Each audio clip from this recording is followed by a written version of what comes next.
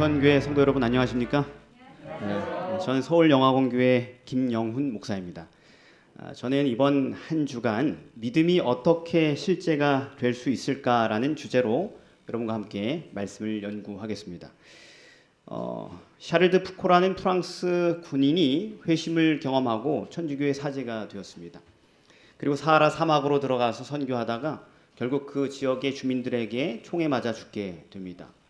그가 살아있을 때 자신의 책을 한 권 남겼는데요. 그 사하라의 불꽃이라는 책입니다. 이렇게 그 책에서 질문합니다. 여러분 한번 이 질문에 답해 보시길 바랍니다. 하나님을 믿는 그리스도인에게 있어서 가장 어려운 것이 있다면 여러분 무엇입니까? 여러분 무엇입니까? 하나님을 믿는 그리스도인에게 있어서 가장 어려운 게 뭘까요? 그렇게 자기가 스스로 질문한 다음에 이렇게 자답합니다. 그것은 하나님을 믿는 것이다. 하나님을 믿는 그리스도인에게 있어서 가장 어려운 것이 있다면 그것은 하나님을 믿는 것이다. 이렇게 얘기했습니다. 여러분 이 말은요, 우리 시대의 교회에 가장 숨기고 싶은 어두운 현실을 꼬집어주는 말입니다. 우리는 설교와 교육을 통하여서 오직 믿음만이 의를 얻는 유일한 방법임을 늘 배워왔습니다. 다른 길이 없지요. 구원은 하나님의 선물이기 때문에 오직 예수 그리스도를 믿는 믿음만이 우리의 구원의 유일한 길이죠. 그래서 우리가 노력이나 행함이 아니라 믿음으로 새로운 피조물로 거듭나게 됩니다. 모든 것이 명쾌합니다. 저희가 믿는 그 복음의 이치가. 그런데 여러분, 왜 우리는 이 단순한 구원의 도를 잘 경험하지 못할까요? 그것은 바로 복음을 믿는 그 일에 우리가 실패하기 때문입니다.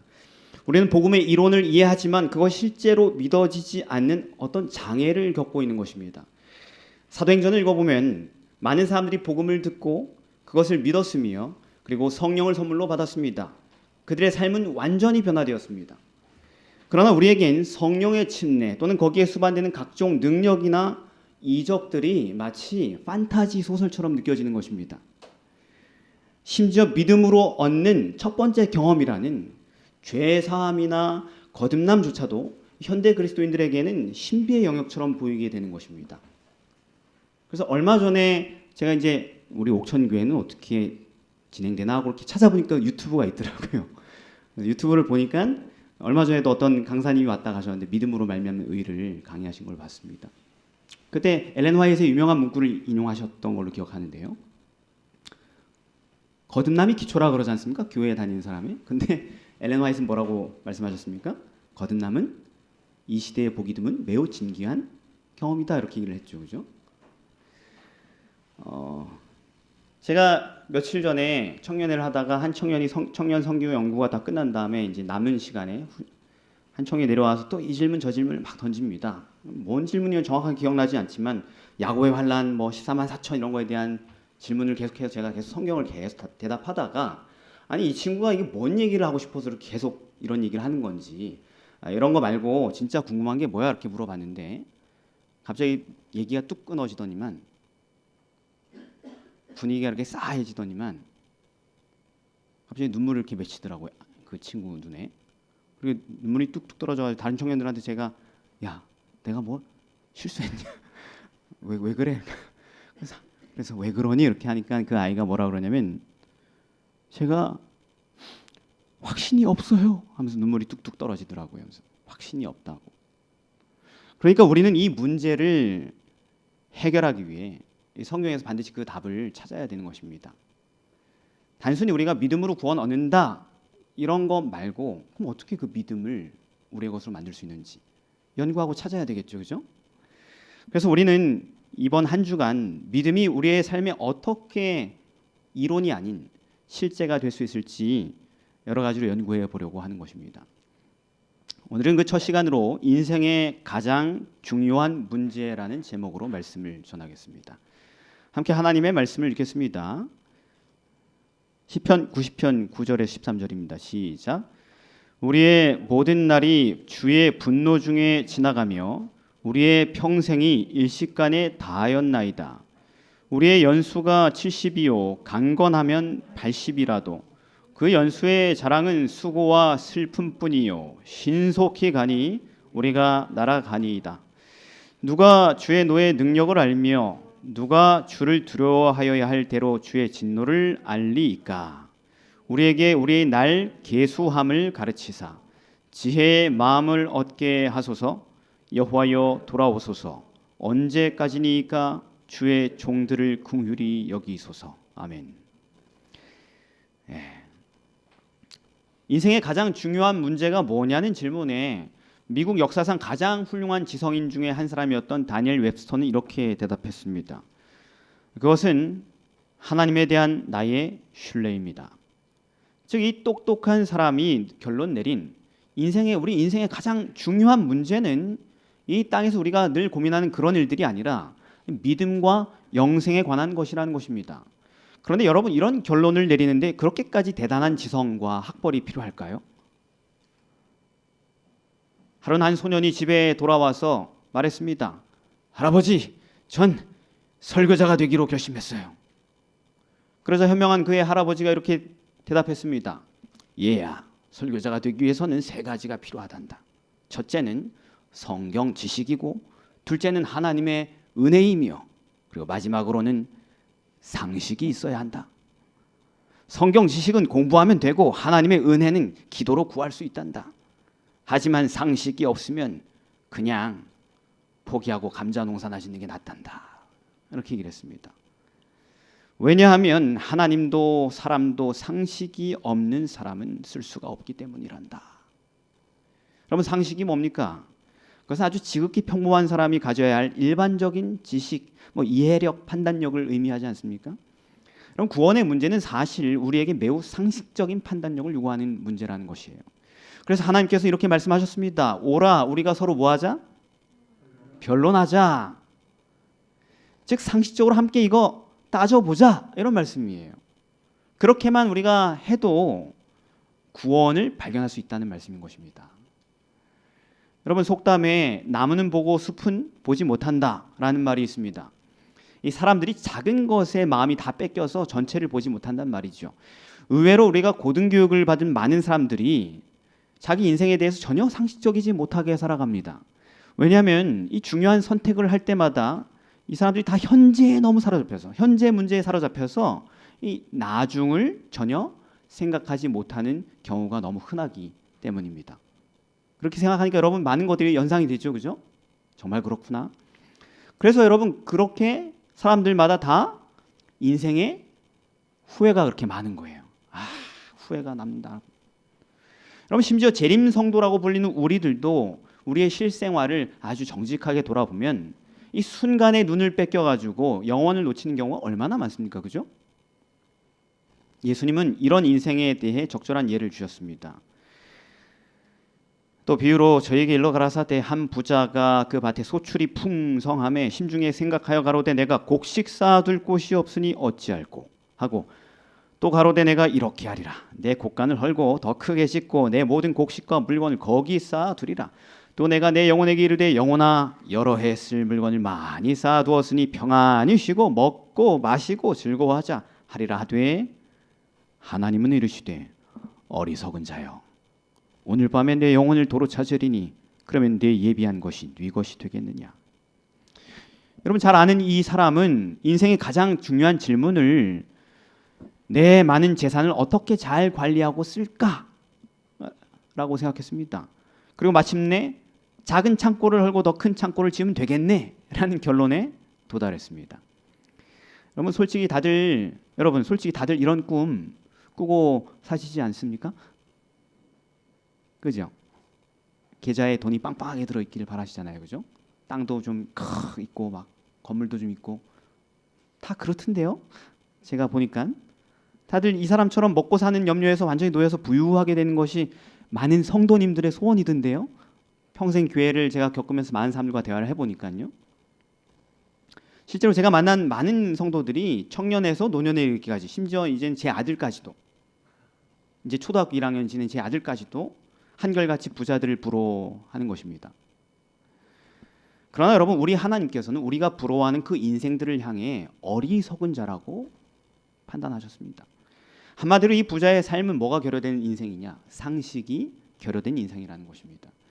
왜냐하면 그의 삶에서 영원의 문제는 전혀 고려되지 않고 노후까지만 딱 바라보고 만사를 경영해 왔기 때문인 것입니다.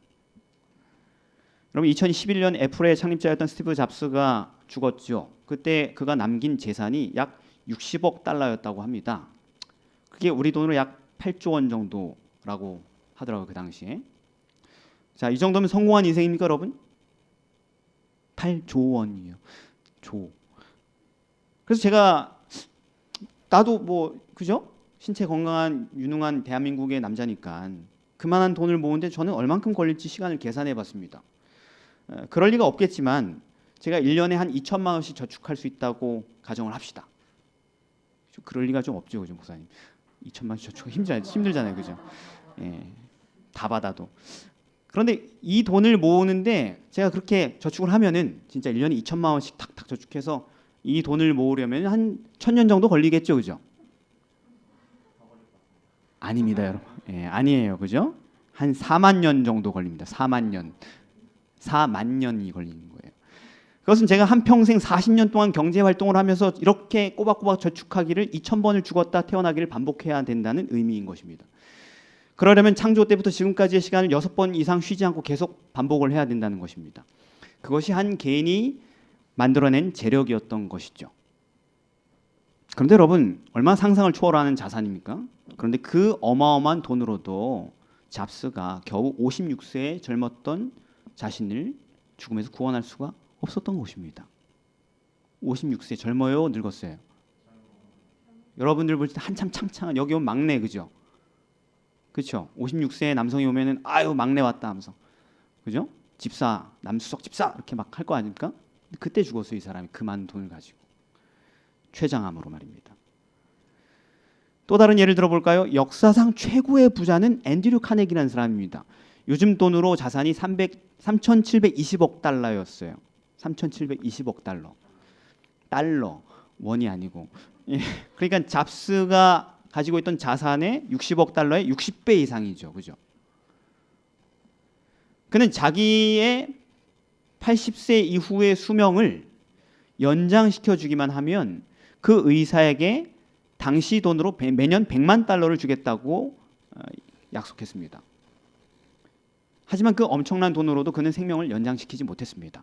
몇 살까지 살았는 줄 아십니까?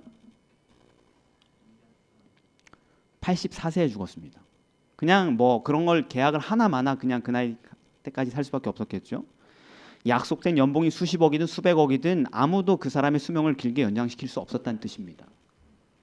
그럼에도 우리는 이런 사람들을 늘 보면서 동경하면서 부러워하면서 어떻게 하면 나는 저거 한 1000분의 10,000분의 1이라도 모을까? 어떻게 투자할까? 어떻게 또 돈을 가지고 즐길까?에 거의 모든 인생의 시간과 삶의 에너지를 다 쏟아부어 살고 있는 것입니다. 그러나 인생에는 이런 성공들보다 더 위대한 목적이 있으며 성경은 그 목적을 우리에게 분명히 밝혀두었다는 것입니다. 하나님이 세상을 이처럼 사랑하사 독생자를 주셨으니 이는 저를 믿는 자마다 멸망하지 않고 영생을 얻게 하려 하심이니라. 여러분 인생에는 오직 두 길밖에 없습니다. 살다가 언젠간 죽든지 아니면 영원히 살든지. 주님은 신앙에도 두 길만 있다고 가르치셨지요. 멸망으로 인도하는 크고 넓은 길과 생명으로 인도하는 좁고 협착한 길입니다. 그런데 그분의 그 예언에 따르면 많은 사람들은 좁은 길을 외면하고 넓은 길을 신앙을 선택할 것이라고 하셨습니다. 그럼 무슨 교단의 문제가 아니에요. 사람들이 우리가 착각하는 게 뭐냐면 재림교회 오면 좁은 길로 온 거고 개신교회 가면 넓은 길로 간 거고 이런 생각을 하는데 그렇지 않습니다. 여러분 아시지 않습니까? 그죠? 재림교인으로서 살면서도 크고 넓은 길을 선택할 수 있고 그런 것입니다. 여러분 아니 왜 사람들이 이렇게 생명의 길을 외면할까요? 왜냐하면 그 길이 그들이 사랑하는 이 세상의 수많은 것들을 버리라고 요구하기 때문입니다.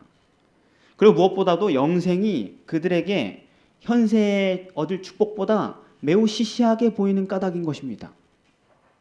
영생 그럼 100억 뭐 이렇게 하는 거죠 사람들이. 교인들도. 예. 그래서 다 같이 약속이라도 한 듯이 잠시 살다 영원한 죽음으로 끝나는 길을 자꾸 선택하는 거예요. 그리스도인들조차도. 거의 모든 인류가 이런 선택을 하며 멸망해 갔습니다. 지금도 그렇고 앞으로도 계속 그렇게 될 것입니다. 그러나 만일 뭐가 더 중요한지 그걸 판단할 수 있는 상식만 일깨워지고 가동될 수 있다면 우리는 영생에 관해 계속 끊임없이 신경 쓸 수밖에 없을 것이며 마침내는 하나님의 구원의 계획을 납득하고 받아들이게 될 것입니다. 그렇다면 무엇이 우리가 인생에서 가져야 할 상식일까요? 우리의 연수가 70이요 강건하면 80이라도 그 연수의 자랑은 수고와 슬픔뿐이요 또 신속히 가니 우리가 날아갑니다. 여러분, 이것이 인생에 관한 중요한 상식입니다. 이게 상식이에요. 되게 분위기 있고 좋은 말씀이지. 교훈이 되고 그게 아니에요. 현실입니다. 리얼이에요. 리얼. 예. 이 땅에서 지내야 할 우리의 시간이 우리 생각보다 너무 짧습니다. 그리고 그 찰나의 시간 안에서 찾을 수 있는 행복이라는 그 행복 그거요. 그게 무엇이든지 간에 일장추몽에 불과한 거예요. 우리가 뭘 이루었든 이 세상에서 뭘 가졌든 무엇을 누렸든 죽음은 순식간에 그 모든 것을 가져갈 것입니다. 하나아버지가 영혼에 대해 전혀 무관심한 아들에게 고민하며 어느 날 이렇게 말했습니다. 아들아, 내가 너한테 한 가지 제안이 있는데 들어보겠니? 뭔데요? 내가 억만장자인데 너에게 즉시 500억을 준다고 하자. 그런데 이 돈을 주는 데는 두 가지 조건이 있어. 첫째, 너는 그 돈을 반드시 1년 안에 다 써야 하는 거야. 난 네가 그 돈을 어떻게 썼는지 상관하지 않을 거야. 세상 어디든지 갈 수 있고 원하는 것은 무엇인지 살 수 있으며 여행하며 호화롭게 살 수 있어. 오, 좋은데요? 그래서요. 두 번째 조건은요. 두 번째 조건은 1년이 지난 그 해 연말에는 가스실에 들어가 죽는 거야. 아들은 이게 제가 사실 저하고 제 아들과의 대화였는데 이게 만일 제가 500억을 갖고 아빠에게 결코 붙잡히지만 않는다면 해볼만 하겠네요. 아버지는 말했습니다. 아니, 다른 길은 없어. 그게 두 번째 조건이야. 자, 어때? 그래도 이 제안에 흥미가 있니? 흥미가 있었을까요? 없었을까요? 이 아들이. 그죠? 막 오락가락 하는 거 봅니다. 예. 그의 대답은 이렇습니다. 아니요, 제안은 고맙지만 사양할게요. 그러니까 제 아들하고 비슷한 대화를 했는데 이렇게 똑같이 하지는 않았습니다. 예. 왜? 그래도 500억인데 1년이면 그렇게 살아볼 만한 가치가 있지 않겠니? 그렇긴 한데 왜냐하면 생각해보니까 제가 그 돈을 쓰면서 1년 내내 가스실만 생각하고 있을 것 같아요. 그러니까 저는 그냥 평범하게 오래 살다가 죽을래요. 이렇게 얘기를 한 것이죠. 그래서 아버지는 그때 그 제안을 영혼의 문제로 바꾸었습니다. 그러면 이런 건 어떠니? 너는 네가 원하는 대로 아무 규칙이나 통제 없이 자유롭게 70년을 살 수 있어. 그 기간에 넌 어디든 갈 수 있고 뭐든 할 수 있지. 마음껏 즐기는 거야. 원하면 80년까지도 연장해 줄게. 그러나 그 기간이 지나면 너는 사탄과 그의 천사들을 위해 준비된 지옥불에 함께 멸망당해야 해. 너는 이런 게 더 괜찮은 지혜로운 판단이라는 거지. 그제야 그 아들은 내세에 대한 자기의 무관심이 결코 지혜롭지도 상식적이지도 않은 태도임을 깨닫게 되었습니다. 여러분, 이것이 누구의 제안인지 아시죠? 이것이 바로 사단이 오랜 세월 동안 사람들을 타락시켜온 유혹의 본질인 거예요. 지금도 여러분에게 계속 똑같은 제안을 하고 있어요. 대학생들은 뭘 그렇게 열심히 공부하고 그래요? 공부 안 해요? 맞아, 이 친구 휴학했지 참. 제가 착각했습니다. 그럼 퇴학할 건 아니잖아요, 그죠? 거봐요, 다 할 거면서. 그러니까 여러분, 자, 사단은 말합니다. 나는 있을지도 모르는 막연한 영생보다 마음껏 즐기며 살 수 있는 지금 이 땅의 80년을 부귀 영화와 함께 너에게 줄게. 이게 얼마나 현명한 선택이냐. 나를 따르지 않겠니? 이렇게 얘기하는 거예요. 그럼 되게 지금 여기 앉아있는 분은 야, 참 바보 같은 얘기구나. 그런 걸 누가 따르겠냐 이렇게 혹시 판단할지 모르겠지만 사실 다 그렇게 살았어요. 많은 시간 동안. 이게 너무나도 잘 먹히는 겁니다. 이 단순한 전법이. 심지어 끼케야 뭐 100년도 못 사는 수십억의 남녀들이 이 황당한 제안을 너무나도 기쁘고 진지하게 받아들이고 살아왔습니다. 지금까지. 그러면 우리에게 지금 가장 필요한 게 뭐냐면 인생에 대한 상식인 것입니다. 우리는 이 단순한 분별력의 부족 때문에 온갖 유혹과 거짓말에 멸망을 당하는 것입니다.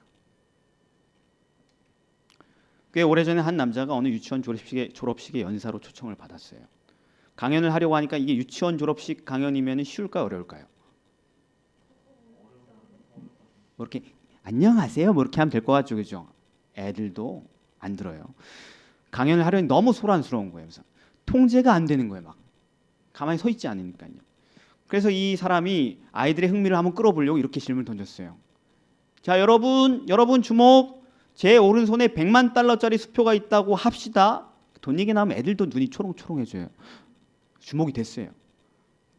뭐 집중 막 하고 있는데 만일 여러분이 이쪽을 선택하면 여러분은 그 돈을 21살이 될 때 현금으로 찾을 수가 있어요. 그리고 왼손에는 여러분이 선택하는 즉시 지금 받을 수 있는 10센트의 은하가 있습니다. 자, 여러분은 어느 쪽을 선택하시겠습니까? 잘 생각해 보세요. 생각할 시간을 주겠어요. 이렇게 했습니다. 이 사람 실수한 거죠, 그죠? 여긴 어디예요? 여긴 유치원이란 말이에요. 유치원. 유치원은 어떤 곳이에요? 유치한 애들이 모이는 곳이 유치원이죠, 그죠? 예, 애들이 눈이 점점 막 커지는 거예요. 그런 의도가 아닌데 애들 눈이 막 정말 똘망똘망해지면서 진짜 10cm 지금 받는 건가 하면서 예. 그러니까 그 강사가 이제 불안한 마음이 들어와 표정 보니까 잠깐 좀 더 조심스럽게 선택하세요. 신중해야 됩니다. 여러분의 인생이 걸려 있단 말이에요. 막 이렇게 했는데도 들리지 않아요. 그런 호소에도 불구하고 모든 아이들이 10센트를 선택한 것입니다. 돈 많이 환전해서 갖고 와야 되겠죠. 약속했으니까. 그럼 과연 아이들은 유치원생답게 유치한 선택을 했습니다. 그 아이들에게 뭐가 부족했던 거예요? 상식이 없었던 것입니다. 상식이 부족했고 당시 눈앞에 이익만 생각할 수밖에 없었던 거예요. 그런데 생각해 보니 여러분, 우리 어른들도 똑같은 삶을 살고 있지 않습니까? 큰 차이가 없는 것 같지 않습니까? 우리는 먼 훗날 받을 영생보다 차라리 지금 이곳에서 누릴 수 있는 보상을 원하지 않습니까? 여러분께 질문을 드립니다. 실제로 여러분 영혼에 대해 매일 진지하게 시간을 많이 투자하면서 고민하고 있습니까? 하루를 살아가면서 우리의 마음이 주로 어떤 문제들과 씨름하고 시간을 보내고 있습니까? 평소 생각이 어디에 늘 가 있습니까? 어떤 고민들이 우리의 머릿속을 맴돌고 있습니까? 영적인 분별력을 가진 어떤 사람이 나타나서 형제님 성급하지 말고 신중하게 선택해야 됩니다라고 외치지만 대다수의 성도들은 에헤이 이 사람아 지금 당장이 더 중요하지 라고 말하며 고작 10센트를 선택하는 것입니다. 오히려 누구든 그들의 선택에 방해가 되면 분노가 치밀어서 참을 수 없게 되는 것입니다. 마치 발람이 재물에 눈이 멀었던 적이 있지 않습니까? 큰 돈 받으려고. 근데 그걸 누가 다 막으려고 그랬어요? 그나마 예? 나귀가, 그죠? 나귀가 이렇게 가다가 직진 가다가 우리 주인님 두동강 나겠다. 내가 사랑하는 주인님이니까 그래도 보호해야지 하면서 더 그렇게 알아서 이렇게 자율주행을 하는데 막, 그죠? 위험을 피해서. 그런데 누가 짜증이 난 거예요? 발람은 감사가 없어요, 그죠? 자기 목숨 구한 줄도 모르고 승질이 나가지고 결국은 두들겨 팼죠. 내려가지고 놈자식 하면서 뚝배기 깨져봐라 하면서 막 때렸죠, 그죠? 그러니까 이제 화가 나가지고 이제 나귀도 뭐라 그러죠, 그죠? 말을 하죠. 왜 그러냐고 하면서. 예, 그런데 그렇게 하고도 발람은 부끄러운 줄 몰랐어요.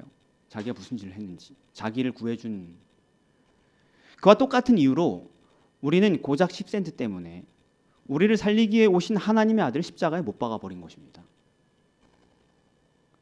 그리고 교회는 어느 시대에나 하늘이 보낸 진실된 증인들을 미워하고 핍박했어요. 그럼 우리는 안 그럴까요? 우리는 안 그럴 텐데 이렇게 할까요? 우리가 다른 어떤 시대보다 탁월한 상태에 있습니까? 아니잖아요, 그죠? 예. 누가 주의 노의 능력을 알며 누가 주를 두려워해야 할 대로 주의 진노를 알리이까? 그러면 모세가 던진 이 질문의 의미가 이게 안다는 얘기예요, 모른다는 얘기예요, 사람들이? 모른다는 얘기죠. 근데 모세는 어디 다른 종교 사람입니까? 하나님의 백성의 지도자입니까? 그럼 여기 누가에 하나님의 백성이 들어있어요, 안 들어있어요? 들어있죠, 그죠? 이 단순한 진리를 아는 사람이, 이 상식을 가진 사람이 거의 없다는 거예요, 교회 안에도. 하나님의 백성들 가운데조차 말입니다. 그러므로 예수께서는 사람들이 생각해야 될 가장 중요한 문제, 마음에 우리가 늘 품고 고민하고 있어야 할 가장 중대한 질문을 이렇게 말씀하셨습니다. 마가복음 8장 36절, 사람이 온 천하를 얻고도 자기 목숨을 잃으면 무엇이 유익하리요? 예수님은 우리에게 이렇게 질문하시는 것입니다. 정말로 지금 당신이 고민하는, 네가 고민하는 문제들이 이 문제보다 중요하니? 마침내 네가 원하는 것을 다 얻는다 할지라도 네가 그 영생을 잃는다면 그게 다 무슨 소용이 있겠느냐? 당장은 죄 가운데 누리는 낙이 좋아 보일지 모르지만 너는 곧 너의 그 짧은 인생을 마치고 아무것도 없게 될 것이다. 너는 곧 죽는다. 그때가 되면 결코 너의 운명을 돌이킬 수 없다. 지금 너에게는 영원에 투자할 시간이 얼마 남아있지 않다.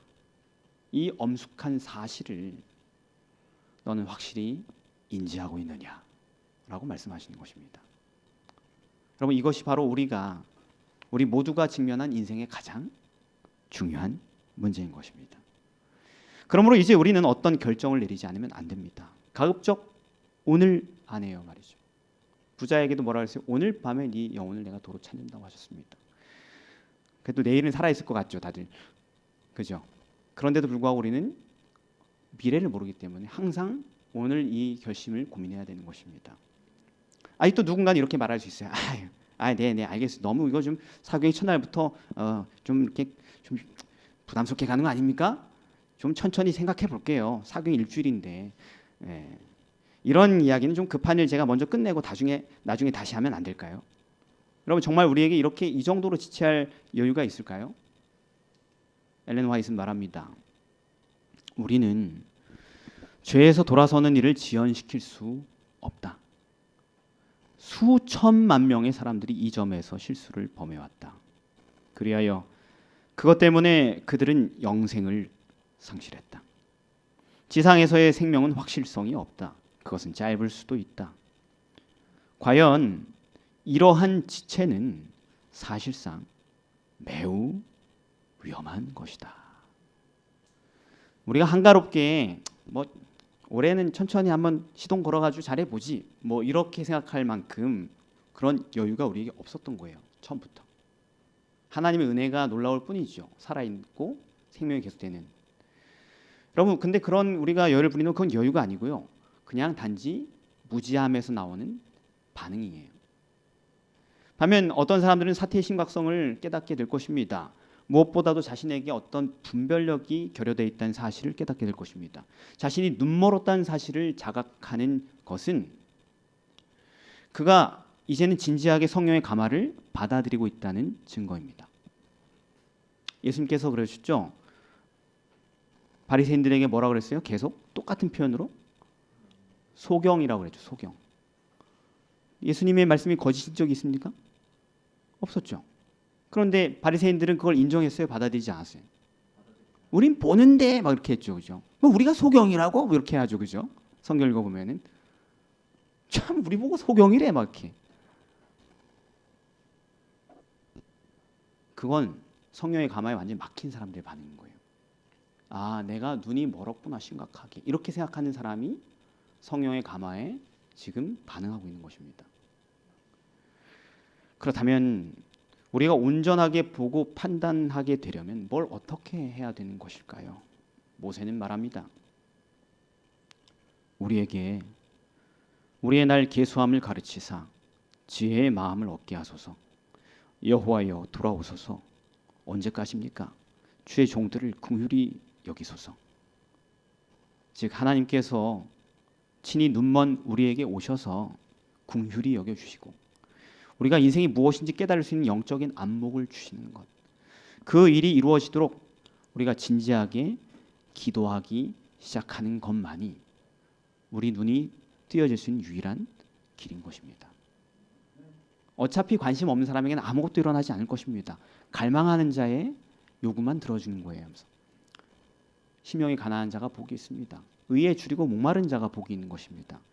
이 눈이 뜨여지기 전에는 하나님의 어떤 위대한 사랑도, 천연계든 십자가든, 십자가의 그 위대한 구원과 희생도 우리에겐 아무 소용이 없게 될 것입니다. 사람들이 흔히 이렇게 얘기하죠. 요즘 목사님들이 십자가 설교를 제대로 못한다고, 십자가를 내가 느끼게 만들어주지 못한다고, 그죠? 근데요, 물론 그런 것도 맞을 수 있습니다. 그런데 십자가를 아무리 잘 전달해도 소용없어요. 자신이 죄인이라는 걸 깨닫지 못하는 사람은요. 자신이 죄인이라는 것을 절절하게 깨닫고 도움이 필요하다는 걸 인식하지 않는 사람에게는 하늘의 위대한 천사들이 와서 십자가를 강론한다 할지라도 아무 감흥 없을 것입니다. 그런데요, 여러분, 자기 자신이 어떤 사람인지 깨달은 사람은요, 그냥 아무 생각 없이 와서 그냥 대충 하도 십자가 얘기 조금 나오면 그게 그 사람에게는 생명줄이 될 수 있는 것입니다. 여러분, 이 눈이 우리가 떠지기 전에는 하나님의 어떤 능력도 우리에게 역사할 수 없어요. 여러분, 날 때부터 소경이었던 한 사람이 성경에 나오지요. 그죠? 제자들이 지나가면서 이 사람은 누구 죄 때문에 이렇게 된 거냐고 그렇게 물어봤던 그 사람입니다. 그렇게 다른 사람들이 그의 불행이 누구 탓인지를 따지며 인생을 허비하고 있을 때 소경 자신은 자신의 지금 큰 부족을 느끼고 하나님께 도움을 구하고 있었던 것입니다. 그리고 어느 안식일 예수님께서 그런 그에게 오셔서 진흙을 그 눈에 바르시고 실로암 못으로 가서 씻으라고 명령하셨어요. 그는 믿음으로 이 단순한 명령에 순종했습니다. 그러자 그의 눈이 마침내 열렸습니다. 그리고 마침내 그의 영적 시력까지도 다 열리게 되어서 그가 그리스도를 만나 그분을 영접하고 영생을 얻게 됩니다. 그럼 우리는 이 이야기를 통해 지금 우리를 위한 하나님의 능력과 은혜를 깨달아야 하는 것입니다. 치료의 능력은 진흙이나 실로암 연못에 있었던 것이 아니라 주린 심령에 들려오는 예수님의 단순한 말씀을 믿고 순종하는 데 있는 것입니다.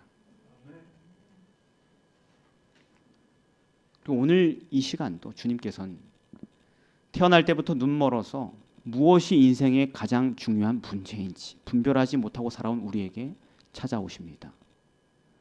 여러분은 무엇을 위해 그렇게 분투하고 살았습니까? 무엇 때문에 그렇게 좌절하고 실망하십니까? 무엇 때문에 매일매일을 슬픔 가운데 살고 계십니까? 주님께서는 지금 당장이라도 우리의 망가진 그 눈을 고쳐주길 원하세요.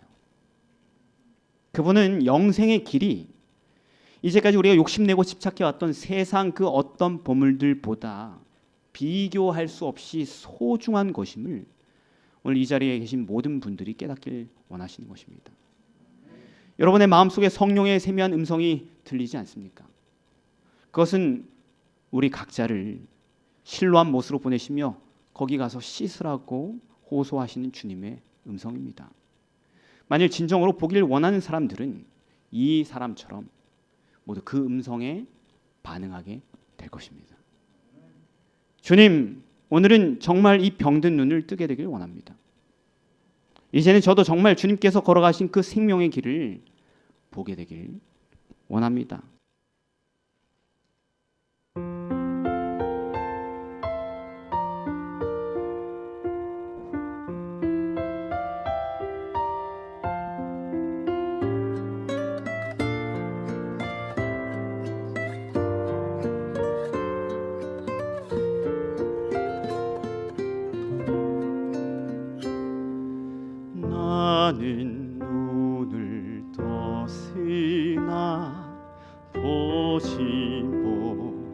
못하네. 내 눈은 보기 좋은 곳으로 나를 이끌었지만 나는 눈을 들고도 수없이 넘어져 가야 할 곳도 봐야 할 것도 분별 못하네. 실로암에서 눈을 뜨기 원하네. 잠시 반짝이는 것과 욕심에 취한 눈을 실로암에서 나는 보기 원하네. 영원히 빛나는 것과 생명으로 난 길을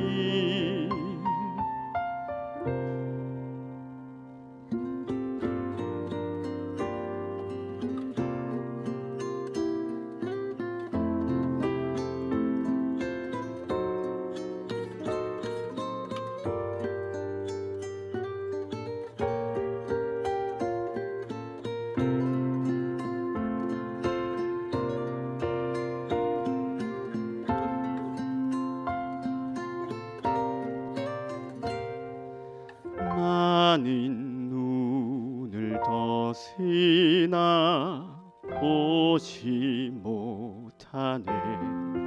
내 눈은 보기 좋은 곳으로 나를 이끌었지만 나는 눈을 들고도 수없이 넘어져 가야 할 곳도 봐야 할 것도 분별 못하네.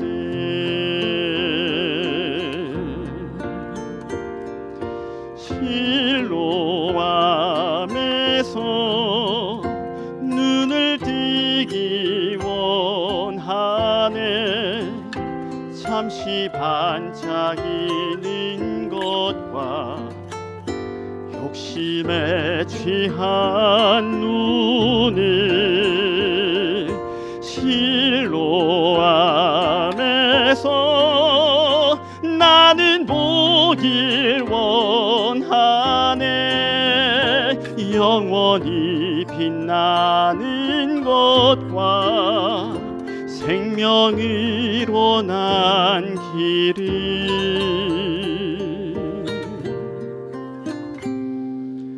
앞서 가신 주님의 발자국과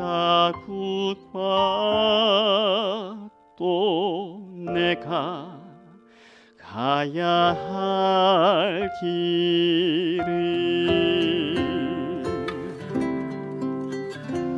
또 내가 가야 할 길을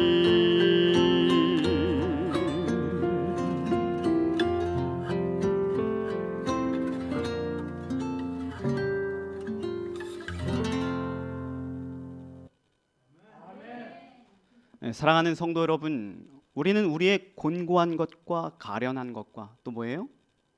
눈먼 것을 알지 못했습니다. 그러나 이제 우리는 우리가 찾아갈 실로암 못이 어디였는지, 우리가 가야 할 그 길이 어디였는지 발견했습니다. 내가 너를 권하노니 내게서 안약을 사서 눈에 발라보게 하라. 지금 우리의 실로암 되신 예수님께 이 시간 즉시 나아가게 되길 바랍니다. 그리고 만일 당신이 새로운 눈으로 보게 되었는지 확인하고 싶으시다면 이제 스스로에게 다시 자문해 보시기 바랍니다. 지금 당신의 인생에서 가장 중요한 문제는 무엇입니까? 말씀을 드리겠습니다. 내일은 믿음의 선한 싸움을 싸우라라는 제목으로 다시 뵙겠습니다.